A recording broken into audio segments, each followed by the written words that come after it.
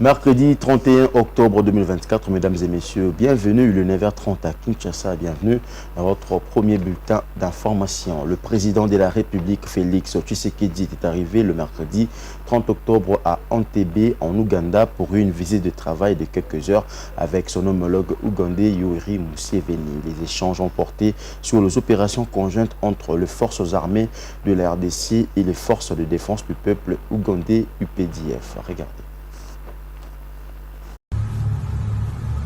Le président de la République démocratique du Congo, Félix Antoine Tshisekedi Tshilombo, est arrivé ce mercredi à Entebbe, en Ouganda, pour une visite de travail de quelques heures avec son homologue, le président Yoweri Museveni. Accueilli à l'aéroport par le ministre ougandais de la Défense et des anciens combattants, Jacob Obot, le président Tshisekedi s'est rendu au palais présidentiel où il a été reçu par son hôte. Les deux chefs d'État ont immédiatement entamé un entretien en tête-à-tête centré sur la sécurité dans l'est de la RDC. Les discussions devraient notamment porter sur les opérations militaires conjointes entre les forces armées de la RDC et les forces de défense du peuple ougandais contre le rebelle des forces démocratiques alliées ADF dans les provinces du Nord Kivu et de l'Ituri. Cette rencontre intervient 2 semaines après une réunion à Kinshasa entre le haut responsable militaire de deux pays pour évaluer l'efficacité des opérations de lutte contre les groupes armés dans la région. Le ministre congolais des infrastructures Alexis Guizaro ainsi que le chef d'état-major général du FARDC et d'autres membres du cabinet présidentiel accompagnent le chef de l'État congolais lors de cette mission en Ouganda.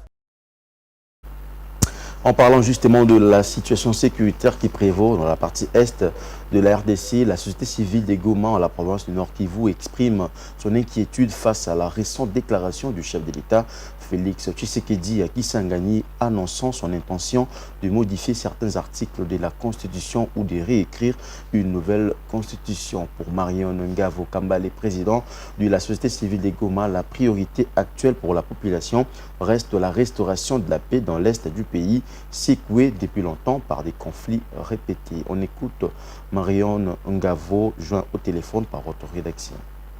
Pendant que la guerre déchire les populations dans l'est de la RDC, pendant que le chômage, la pauvreté est en train de rendre plus vulnérables presque toutes les couches de la population congolaise, les politiques s'adonnent à revisiter ou à réviser la Constitution. Certes, ils cherchent à ouvrir des voies pour, n'est-ce pas, se partager le pouvoir. Une autre manière de pérenniser le pouvoir, soit par l'opposition et plus particulièrement par le pouvoir en place. Nous pensons que, quelle que soit la révisitation de certaines clauses et de certains articles de la Constitution qui ne sont pas verrouillés ou verrouillés, la réponse repose sur le sérieux, sur le pragmatisme et sur la volonté des autorités ou des acteurs politiques à vouloir, n'est-ce pas, développer les populations, à vouloir avoir des plans cohérents pour la sortie et l'émergence, mais aussi certaines autorités n'ont plus la question d'honneur, parce qu'il suffit d'être ministre, même si on n'a pas réalisé un gain, on se dit seulement j'étais ministre. Nous pensons que nous devons aujourd'hui nous attaquer aux grandes questions. C'est la sécurité, n'est-ce pas? C'est la réduction du chômage, c'est la production en vivres, c'est la bonne gestion des ressources naturelles, et cela affecté au secteur comme les infrastructures routières, l'éducation, la santé, en lieu et place de perdre du temps sur la révisitation, n'est-ce pas, de la Constitution ou de certaines clauses ou articles de la Constitution. La population a marre, la population souffre. Nous voulons qu'on termine la guerre, que les gens rentrent chez eux, que les routes soient ouvertes, que les...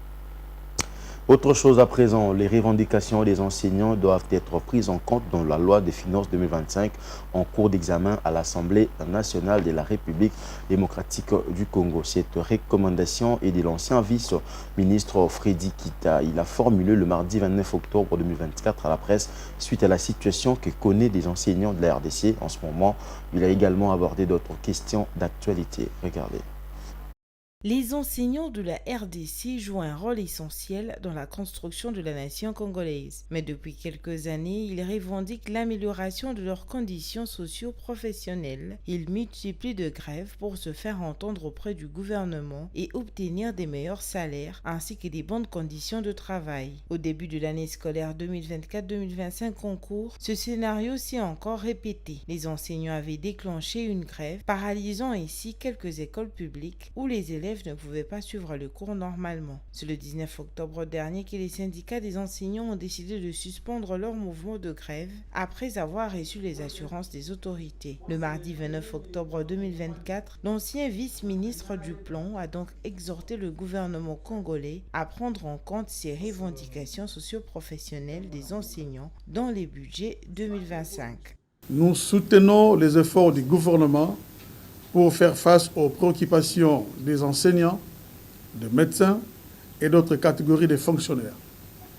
Nous espérons que, dans le cadre du budget de 2025, ces préoccupations seront pleinement prises en compte, car les enseignants, dit-on, constituent un maillot extrêmement important de notre société et jouent un rôle crucial pour le présent et l'avenir de notre pays. Actualité oblige, Freddy Kita a invité la classe politique et la société civile à un dialogue constructif sur les changements de la Constitution évoqués par le chef de l'État Félix Tshisekedi lors de son récent séjour à Kisangani, dans la province de la Chopo au nord-est de la RDC. Quelles sont les dispositions qui doivent être révisées et qui doivent changer?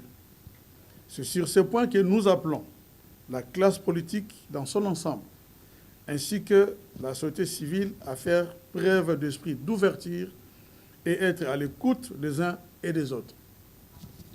Il est indispensable que chaque composante de notre société s'exprime librement, sans insulte, sans polémique, pour identifier les aspects qui méritent d'être changés, sans toucher aux principes sacro-saints qui fondent notre nation. Les recommandations de cet acteur politique sont faites pour la bonne marche de la République démocratique du Congo. Et pour terminer, début le mardi 29 octobre 2024 de la démolition de maisons aux alentours de l'aéroport de Bipemba. Nous sommes là dans la ville de Mbujimayi, province du Kasaï oriental, supervisée par la police nationale congolaise en collaboration avec la régie des voies aériennes RVA. Cette opération s'inscrit dans le cadre de travaux de réhabilitation et de modernisation de l'aéroport de cette ville. Le commissaire provincial de la PNC au Kasaï oriental qui a supervisé cette activité explique le sens de cette opération qui va se poursuivre jusqu'à la démolition de la dernière maison voisine de l'aéroport de Bipemba. On l'écoute. L'action a débuté à 8h30 et la population collabore très bien avec la police. Il est question bien sûr de démolir toutes ces maisons, là où sera érigé notre aéroport qui constitue bien sûr un bien public de l'État. C'est là qui ne voulaient pas quitter parce que d'abord ils étaient déjà indemnisés, ils avaient déjà les moyens, on avait déjà montré un site à ces gens, là où ils devaient aller reconstruire leur maison. Certains n'ont pas voulu quitter à temps. Il y a eu la note du maire de la ville, une note de mise en demeure, un avertissement si on peut appeler ça ici. Ces gens n'ont pas voulu quitter. C'est ce qu'on a requis la police nationale congolaise, appuyée par nos forces armées, pour venir mettre de l'ordre. Et pendant que je vous parle, nous avions démoli déjà une grande partie.